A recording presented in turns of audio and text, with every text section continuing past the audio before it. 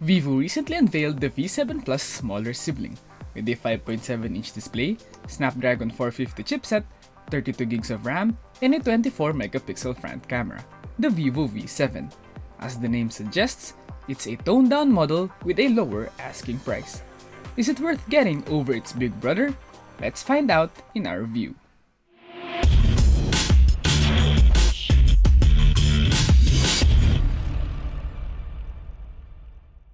Hey guys, Zen here from Yugatech and say hello to the Vivo V7.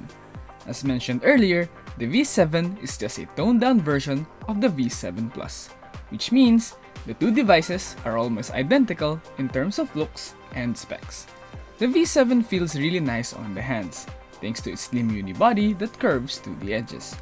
Although light and made of plastic, it feels solid with no creaky parts. It also features a nice matte paint that repels fingerprint and smudges, and a chrome accent for the bezels and the antenna bands for a premium effect. The V7 sports a 5.7-inch 18:9 IPS full-view display, which is slightly smaller than the 5.99-inch V7 Plus. It has an 83.6% screen-to-body ratio, with the resolution retained at 1440 by 720.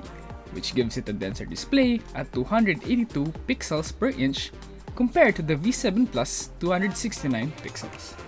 Unfortunately, there's no Gorilla Glass protection, so it's a good thing that it already has a screen protector. Display quality is decent, it's vibrant with wide viewing angles and accurate colors. The resolution is lower than its direct competitors, but it will suffice for most users who love to watch videos on their devices. As for its audio, it's lacking in bass, but crisp and loud. It's not going to give bassy tracks some justice, but it's good enough for watching movies, gaming, and hands-free voice calls. It's also worth noting that unlike the V7 Plus, the V7 doesn't support hi-fi audio.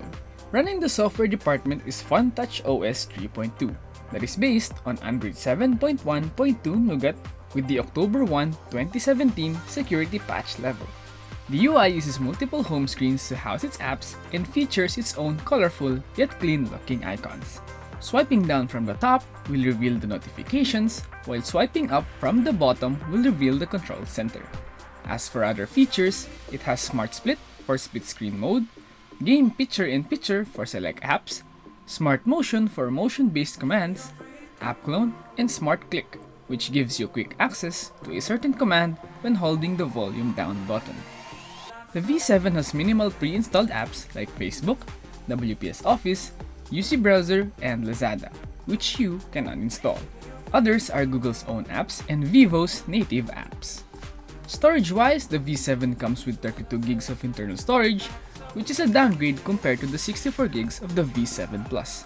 The user is left with 23 gigs of usable space, which can be expanded via the dedicated microSD card slot.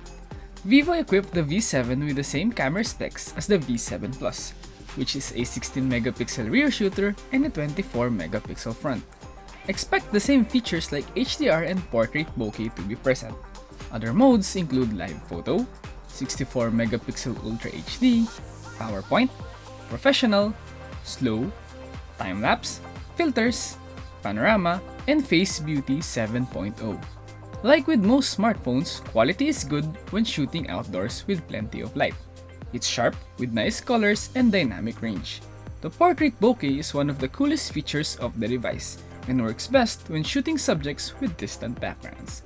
It even works with Face Beauty activated. Those who are fond of selfies will like the effect as images produced are clean with nicely implemented beauty features.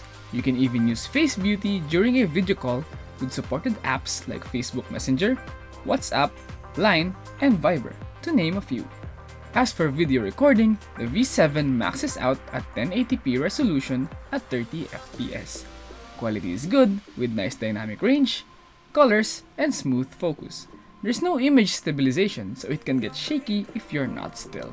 Powering the V7 is the same hardware that is running the V7 Plus, which is a Qualcomm Snapdragon 450 octa-core CPU clocked at 1.8 GHz, Adreno's 506 GPU, and 4 GB of RAM.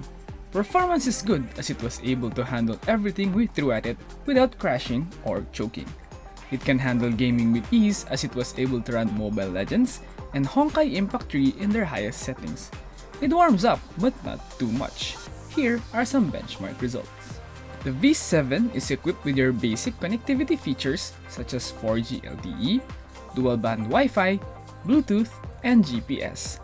No problems with mobile data and call quality as long as you're in an area where the signal is good.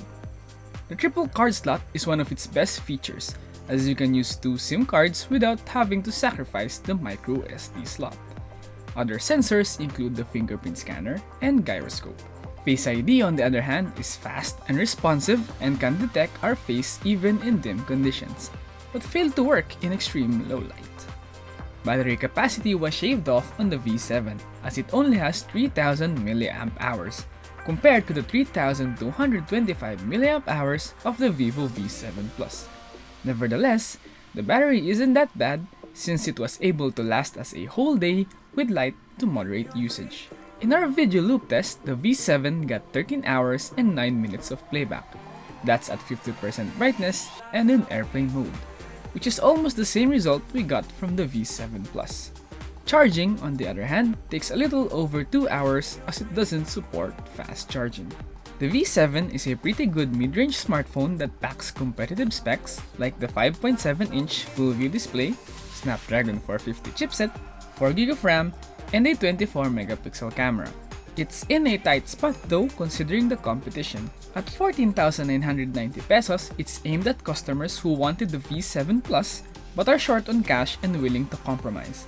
But for those who don't, there are better offerings to consider. And that's it for our review of the Vivo V7. Be sure to hit that like button if you loved this video and consider subscribing to our YouTube channel for more content. Once again, this is Zen, signing off.